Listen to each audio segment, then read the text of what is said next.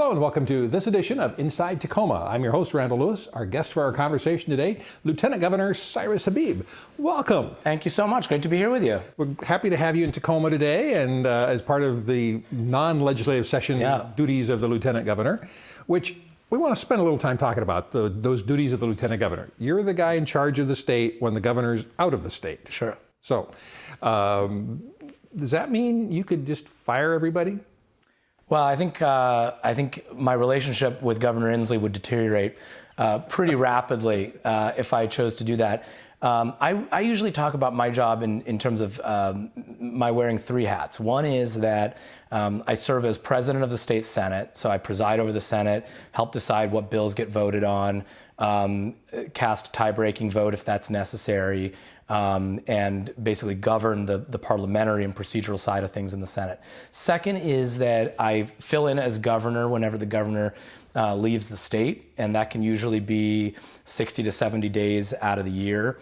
And mostly that historically has meant being ready to respond to an emergency. You know, we're in wildfire season right now. We've had other the Oso mudslide occurred when my predecessor was acting governor. So being ready for those kinds of things. But what also is involved with that role is being a partner to the governor, even when he's in the state. And helping him to reach out to communities all over. I'll be later this week. I'll be in OMAC for the OMAC Stampede. We try to coordinate schedules so that we can reach as many of our voters and constituents as we can. And then third and finally is I run my own small little office, the Office of the Lieutenant Governor, and we have our own priorities that we work on: higher education, economic development, and trade.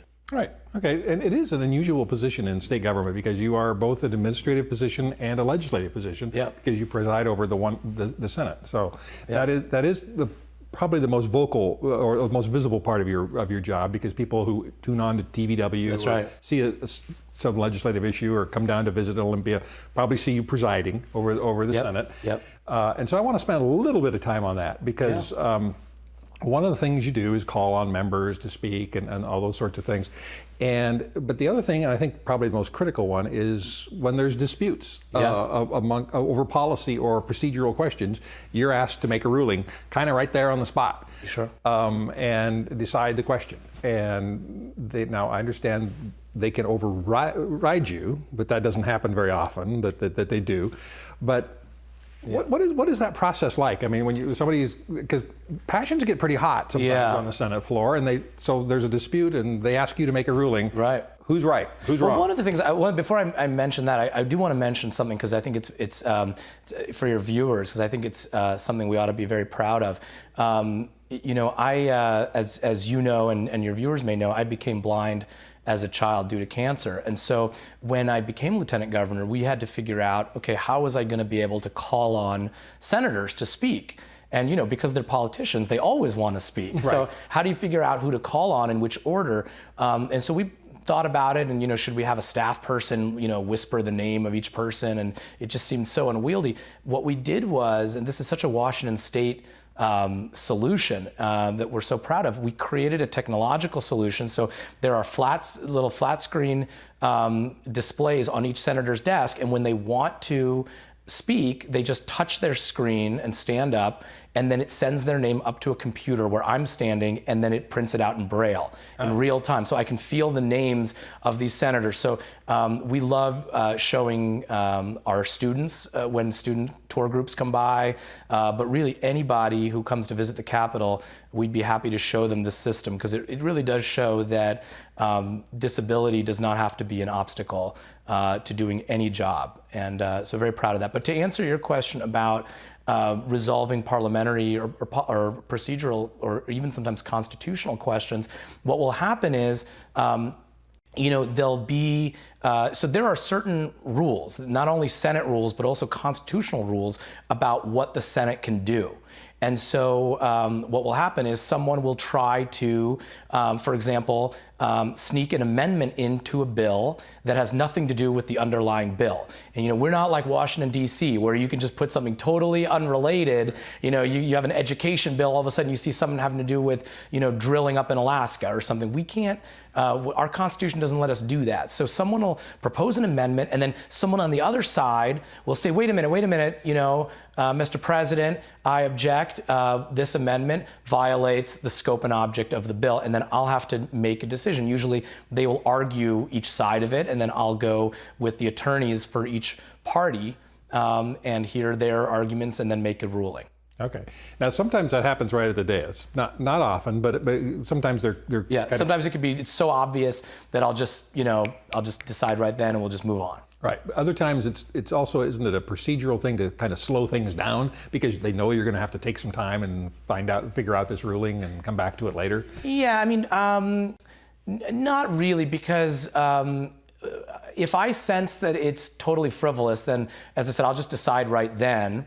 And one thing that I've done is I'll say, I'm going to make the ruling right now, and then we'll issue the official written ruling for the record. We'll write that up later, so we don't have to take that pause. So I don't like when things get slowed down in the Senate. And anyone who sees me presiding can tell from how fast I talk and how quickly I like to move from bill to bill. I want to keep the Senate moving. I want to keep government moving, because in the past we went into special sessions over and over again. So anything we can do to move quickly. But the other thing is there's also a president pro tem. So if I do need to step away to work on a ruling, then she would normally preside. And the president pro tem is a senator who's been selected by the majority party to be the. It's actually selected by the whole Senate. Ah, okay. It's a constitutional position. As is Speaker pro tem in the House. So it's actually an election. They swear an oath on the Constitution, and it's just like an official, any other state official. All right. Now, okay, I promise not to the audience we're not going to get too far in the weeds of legislative process, but here's one that they've probably seen if they watch TVW, and I want to ask you this question. Okay. I'm sure it's about a rule.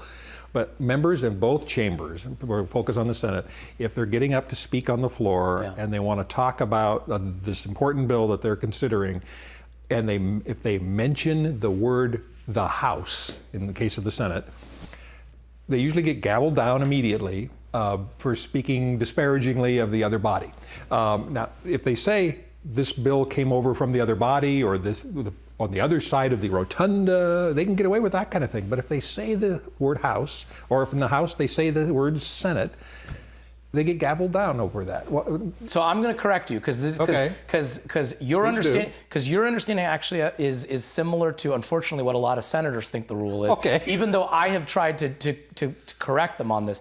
So the rule is that you're not allowed to make reference to actions of the other chamber. And the reason for that is that what you don't want is, and again, these are the Senate's rules. I mean, you could call them silly or not, but these are the rules. The reason behind it is, you don't want a senator getting up there and saying, we're passing this bill because we know the House is just going to water it down later, and so let's pass a tough bill because don't worry, you can vote for this even though you don't love it, because the House will weaken it later, or vice versa. Yeah, we're passing it, just vote for it now. And the idea is you're supposed to speak specifically to this bill. You're supposed to act as though the bill that you're voting on right now is is exactly the way the governor's going to receive it. And so you don't want to insinuate these things that could never happen. I mean, the House could maybe never take up that bill. The House could, do the complete opposite of what the senator is suggesting. So that's the reason that we say just speak to the bill the way it's before the Senate, and the House ought to speak to it the way it's before the House. And if those end up being the same way, if they end up passing in the same way, in the same format, then it becomes a law. But what senators think the rule is, you can't say House. So they'll go out of their way in situations where they could say it. They'll say, for example, Cyrus Habib served in the other body. And I'm like, you can say House. That's okay. You're not talking about actions of the other body. So it's a little inside the weeds, but hopefully some state senators are watching this, or future senators are watching this, and now they know the rule. All right, well, I appreciate that, and I'm always happy to be corrected about my understanding, because I've always wondered about that particular one. That's the rule. Well, now you mentioned that you served in the House, and so let's talk about your background just a little bit, because you've certainly been a fast track to where you are right now. You were elected to the House, appointed to the Senate, a vacancy in the Senate, and then elected statewide to. I actually ran for. Sorry to correct you. I hate to be impolite. I ran for the House. What happened, I ran in 2012, was elected, and then in 2014, the Senate seat came open. Rodney Tom, who was in the Senate, just didn't run for another term. And so I ran for an open seat in the Senate in 2014. Okay, all right. So you ran twice within a short period of time. Yeah. And that's where I got confused. That's where I was. Yeah, it felt like that to some people, I think. And then for statewide office, just shortly after that. That's right. So it's been 6 years? Almost 6 years, yeah. Wow. In November, it'll be 6 years since my first election. Wow, that is a fast track. You would agree? Yeah, I mean, I didn't plan it that way. There was a vacancy in the House in 2012, and I grew up in Bellevue, and so that district, still includes Bellevue, Kirkland, Redmond, and I was living there and was active in the community, so I ran for that House seat. And then unexpectedly, Rodney Tom decided not to run for another term in the Senate. And so my seatmate, Ross Hunter, was the budget chairman. He didn't want to run for the Senate, so I ended up running for that Senate seat. And then when I got to the Senate, I got to learn about what the Lieutenant Governor does, being that I was more exposed to him in that chamber. And so in the end, he decided he didn't want to run for another term either. And I thought, this work that I'm doing, I love what I do on behalf of my district, but in a lot of ways, my district, the 48th, Bellevue, Medina, Redmond, Kirkland, it's a wealthy district. And a lot of the issues that I was focused on and interested in was, how can I do this work on behalf of the whole state, areas that aren't as fortunate. And so I was really drawn to this idea of running for a statewide position. I also felt that I could do more with the position of Lieutenant Governor than had been done or that people thought was possible. All right. Well, I appreciate that little bit of background. Yeah. And I want to take you back to the time that I first met you, and that you were in the Senate and you were sponsoring a bill on what are called transportation network companies. Most people know them as Uber and Lyft. That's right. We'll just call them Uber and Lyft. Yeah. And this was a bill that was going to prescribe how government could regulate these new disruptive industries in the taxi industry. And cities have had a long history of regulating regular taxi cab companies. Yeah. And we had some concerns about your bill, and council member at the time, Marty Campbell, who's no longer on the city council, represents the east side, kind of a low-income, poor district of Tacoma, where a lot of people use legacy taxi services to get to their doctor's offices or get to see their family members. And so he wanted to come down and kind of help explain why regulating these things was important, because they had to have a level playing field with those companies. You did something during that meeting with you on that was really unusual, and I really wanted to thank you for this, because normally anybody who goes to Olympia during session knows they get 15-minute appointments with a member. So we had our 15 minutes, but you were so engaged with him on that issue, because you were so interested in his position on it or his perspective, that you canceled the next person and let us have 30 minutes. And that just doesn't happen very often at all. And so but it was just a sign of how engaged you were on the issue, and you were learning something that you didn't. Yeah. No, I was really I was appreciative that you came down, because my district was in King County, and so it was, and I really only thought about Uber and Lyft in the Seattle context, because that's where they were operating at the time, in the greater Seattle area. And so it was really helpful for me to hear the Tacoma perspective and get to know it. And it's so important, I think, when elected officials like city council members or mayors or others, when they come down to meet with legislators or other officials in Olympia, we really should take extra time to meet with them, because they're not just coming as an individual, but they're really coming on behalf of their whole constituency. And so, for a Tacoma district, that's, probably 40,000 people or so, right, per council district, I would guess. And so that's a lot of people whose perspective he had been elected to represent. And in the end, I'm really glad we did the bill. My goal and objective with that bill was to support Uber and Lyft being available. I'm not somebody who wanted to shut it down. I'm a big fan of technology. I think that those services are very helpful. But I did want to make sure that there was proper insurance protections. I did want to make sure there was proper safety and workers were protected, et cetera. So it was, trust me, that was one of the bloodier legislative battles. You know this because you were down there. Right. But thankfully we got it done, and hopefully we got it more or less right. Yeah, I think so. I mean, from what I hear from the city staff who does regulations, that things are working out. Yeah. And I think people could get Uber and Lyft in Tacoma, or they could get legacy cabs if that's what if they want. That's to do, right. because that works best for them. That's right. So again, I just wanted to, that was the first time we met, and I was just very impressed by the fact that, and told the council member on the way back, that really didn't happen very often. I mean, that.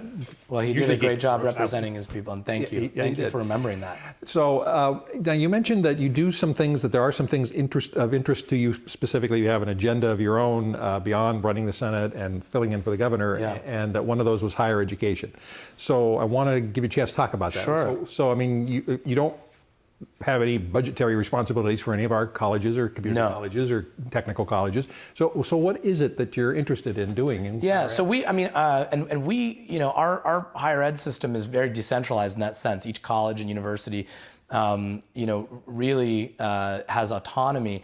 But what I'm very passionate about is how can we expand access to college for everyone in our state. And on one level, that means making it easier for high schoolers to get on that path to college. And so early on, when I learned that advanced placement and international baccalaureate and other exams that help high schoolers get college credit, when I learned that those exams were not affordable for many families, especially those on free or reduced lunch, we created a fund last year when Congress had actually cut some subsidy funding. We created a fund out of my office to pay for every single Washingtonian every kid on free or reduced lunch who wanted to take an AP exam for credit to be able to do so. And 15,000 kids were able to take advantage of that money last year to get college credit.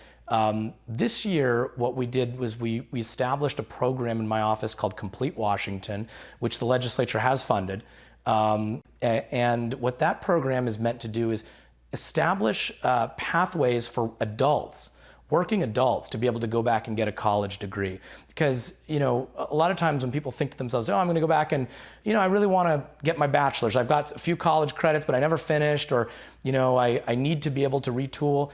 A lot of times we expect them to actually shoehorn their lifestyle into that of an 18-year-old. And fact of the matter is that, people have jobs, they've got kids, they've got, a family life. They may live far away from a college campus. So we actually have to create a higher education system that is responsive to those folks and gives them a pathway. So our first project I'm really excited about, we're working with Central Washington University to create a bachelor's degree for people in our building and construction trades. And the idea is that it's online, so you don't need to actually drive to Ellensburg, and that it would recognize their prior learning from their apprenticeship program, because these people have learned on the job site, in the classroom, and so we ought to recognize that learning. And I think that's a model. We're starting with the construction trades, but I could see us doing that in the healthcare sector, so we can help people move up through the healthcare system without needing to take time off work. You could see it in IT, you could see it in lots of different hospitality, lots of different areas.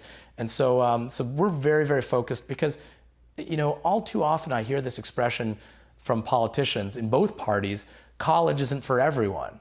And it's funny, because almost always the person who says that went to college and is sending their own kid to college. So who is it that college isn't for? And I think, it ought to be something that's available to everyone. Doesn't mean everyone needs to study in an ivy-covered quadrangle and study Greek philosophy, but it does mean that we ought to make bachelor's degrees accessible to everyone in our state.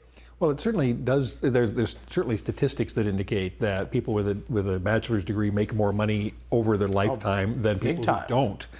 So it certainly pays off to do it, whether as you say, it's in a traditional institution where you move away from home and go off somewhere for 4 years, or do it online while you're at home. I mean, more and more, 4 out of 5 of the jobs created since the Great Recession actually require a bachelor's degree, and 4 out of 5 of the jobs that were destroyed in the Great Recession and since then are ones that didn't require one.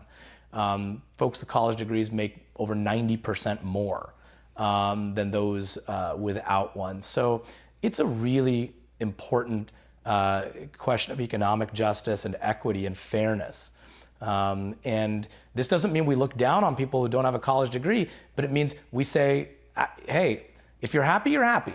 But if you want to have access to a college degree, we're going to make sure that our institutions will meet you where you are in your life and where you are physically, geographically in our state to be able to get you a pathway to a college degree.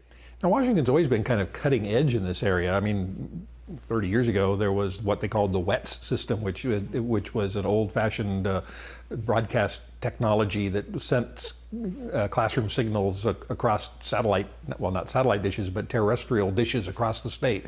So you could take a course in a classroom in Aberdeen that was being taught in Pullman, for example, through this technology. So Washington's always been kind of cutting edge. That's prehistoric technology in this day and age, but so we're just taking advantage of our resources and current technology and the fact that we're the home of so many technology companies. And it's the way people are learning things generally in our society. I mean, it's learning digitally is most likely how people's jobs are going to be, and so it's actually it actually reflects their reality much more, even I would argue, than a seminar or a lecture hall.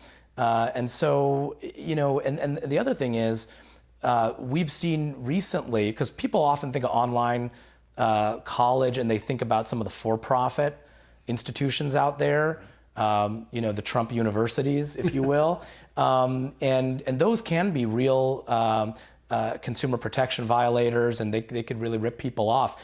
But there are really good nonprofit models that we're seeing, and Western Governors University is one that we have in our state. Arizona State University is doing a great job, Southern New Hampshire. And so, my argument is, let's make sure that our traditional public universities are also adopting these techniques and these approaches, because they're overwhelmingly popular. When we make them accessible to people, tens of thousands of people want to learn and get their college degree without needing to quit their job. So what is this? This is something you've taken on as an agenda item. Yeah. So the legislature's funded it. So what do you do in the interim? How do you advancing this project? Yeah. So so I mentioned that right now we're working with Central to establish the program in construction. We're now meeting with folks to try to find what should the next program like this be. I suspect we'll do one in the area of healthcare.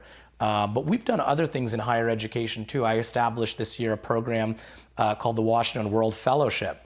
And Washington World Fellows are high school students who have never traveled overseas, and almost all of whom are would become first in their family to go to college. It's a college prep program for these kids to send them to Spain, and our first cohort is over there in Spain right now, so they can get college credit while studying Spanish, and then they come back and we'll give them college prep resources in their junior and senior year of high school when they come back. So this is our first cohort. We have 15 brilliant kids from all around the state, and they're just having an amazing time. They're actually coming back from Spain this Saturday, but it's meant to be a college prep program.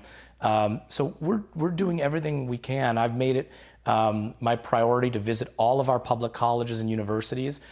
So really enjoyed here visiting Clover Park and TCC and Bates. Actually gave the commencement address at Bates this year. Of course, UWT, PLU, and others. So we're all around the state meeting with our colleges and universities, public and private.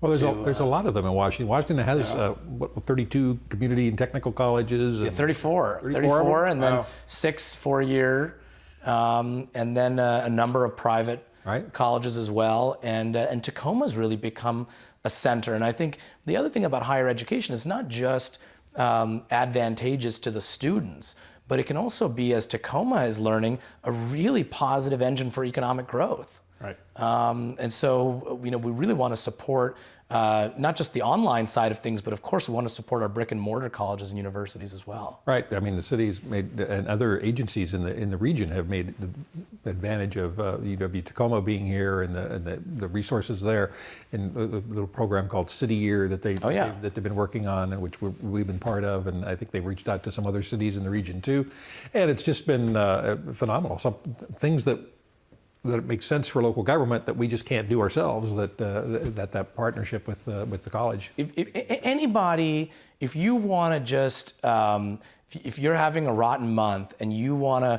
believe in humanity and you want to just cheer yourself up, just either go and attend or watch footage of a commencement and the students going across the stage, getting their diplomas, and they are just so thrilled. I mentioned Bates. I was also the commencement speaker at Central this year in Ellensburg.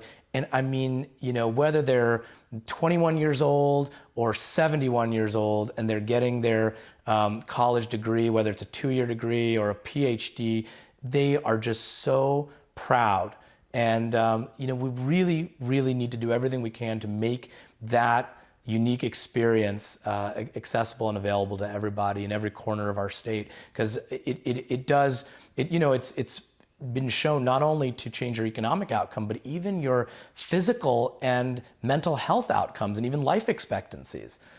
So this is, I think this is righteous work, and we don't need to get into arguments about is college for everyone or not. My point is, let's make it available and then let people decide. Yeah, let the market will determine that. Yeah. And then Washington, you mentioned that access is the really more important thing, and I would agree. But Washington also helped by cutting tuition a couple of years ago, because so many people go through college now and coming out with monumental debts, which I thankfully did not have when I came out of college. But it's a very radically different world than it was just a few years ago. So making it more accessible. That's right, and affordable. Lowering tuition.